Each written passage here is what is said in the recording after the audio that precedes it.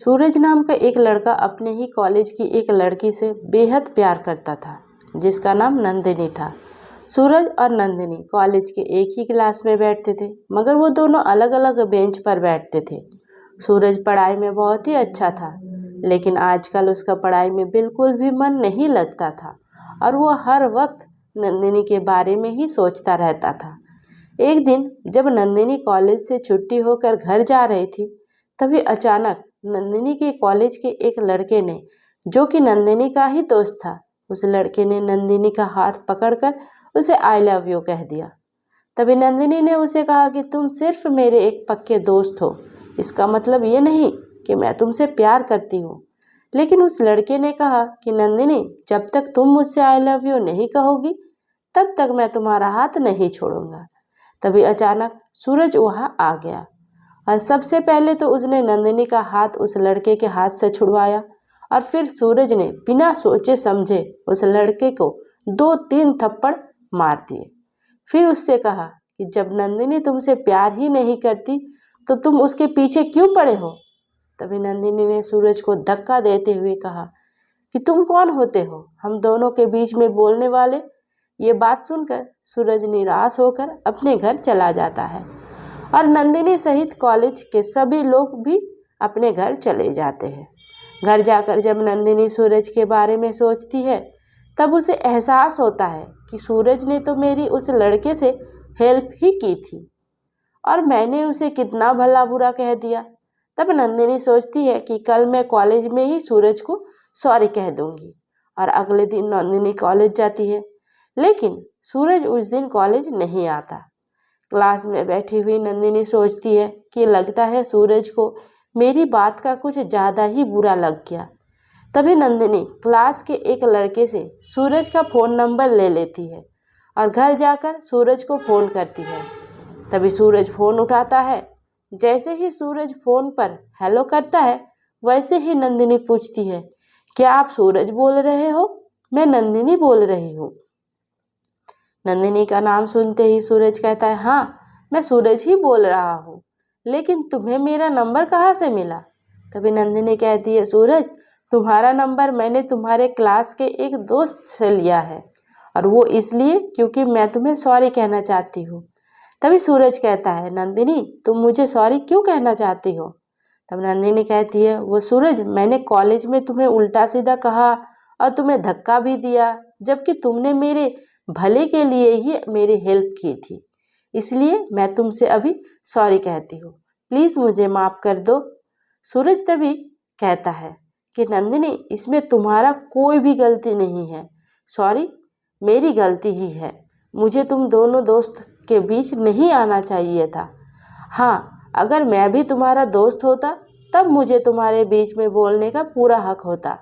तभी नंदिनी कहती है कि सूरज तुम तो मेरे लिए एक अच्छे दोस्त से भी बढ़कर हो, क्योंकि उस वक्त तुम्हारे सिवा और किसी ने भी मेरी हेल्प नहीं की और वैसे भी वो लड़का बहुत दिनों से मुझे प्रपोज करने के लिए मेरे पीछे पड़ा था। तुमने सही वक्त पर उसे सबक सिखाया और वैसे भी वो लड़का ना मेरी दोस्त के काबिल है और ना ही उससे मेरी प्यार की काबिल है और ना मैं उससे प्यार करती हूँ। काश सूरज तुम्हारे ही जैसा एक अच्छा लड़का मेरा दोस्त होता, जो मेरी हर परेशानी में मेरा साथ देता। तभी सूरज कहता है कि नंदिनी मैं हूँ ना तुम्हारा सच्चा दोस्त, आज से तुम मेरी सबसे अच्छी दोस्त हो। तभी नंदिनी भी सूरज से दोस्ती के लिए हाँ कर देती है और अगले ही दिन वो दोनों कॉलेज में मिलते हैं और उस दिन से क्लास में भी एक साथ ही बैठते थे।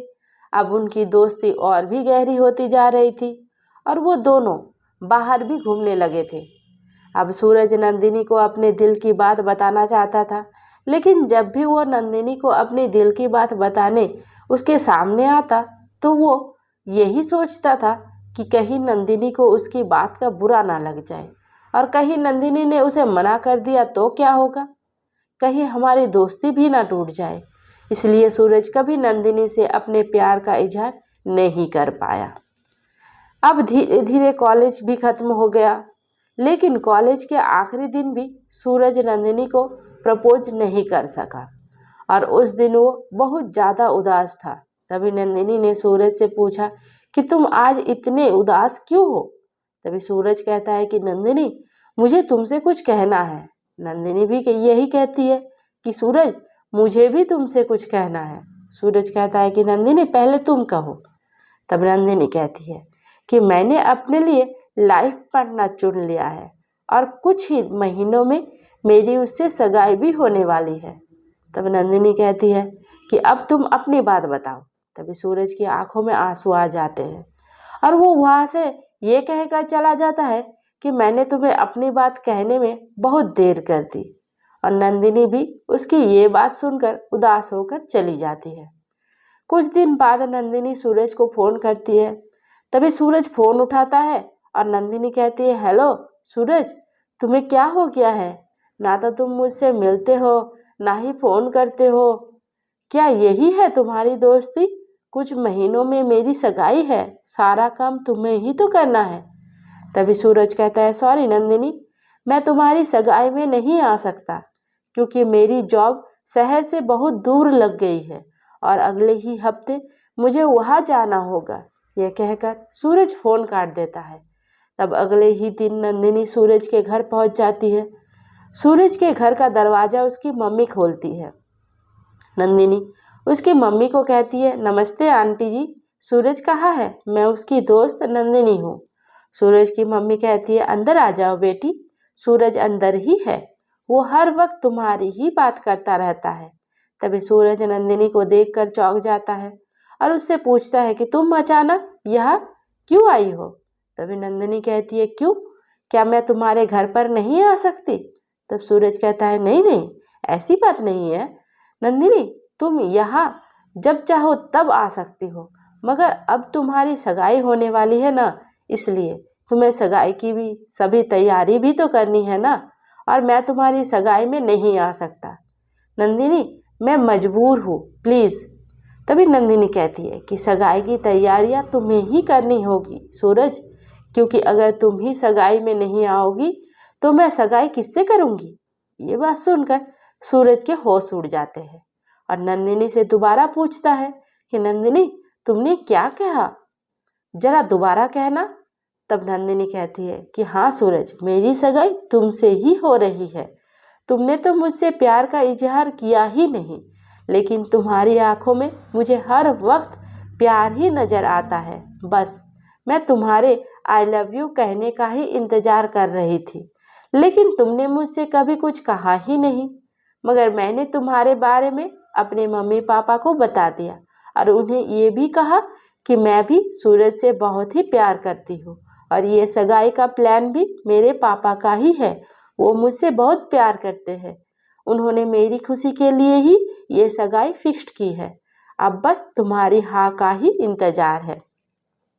सूरज तभी बहुत खुश हो जाता है और कहता है कि नंदिनी, तुमने तो मुझे डरा ही दिया था, मगर आज मैं बहुत खुश हूँ। सूरज नंदिनी तभी उसी वक्त आई लव यू कहकर प्रपोज कर देते हैं और दोनों ही बहुत ही खुश हो जाते हैं और दोनों की सगाई फिर शादी भी हो जाती है। तो दोस्तों, प्यार अगर सच्चा हो तो किसी न किसी रूप में मिल ही जाता है। दोस्तों, उम्मीद करती हूँ आपको हमारी कहानी पसंद आई होगी। कहानी पसंद आई है तो वीडियो को लाइक करें, चैनल पर नए हैं तो चैनल को सब्सक्राइब करें और हाँ, नोटिफिकेशन बेल को ज़रूर दबाएं ताकि अगली अपडेट सबसे पहले आपको मिले। धन्यवाद।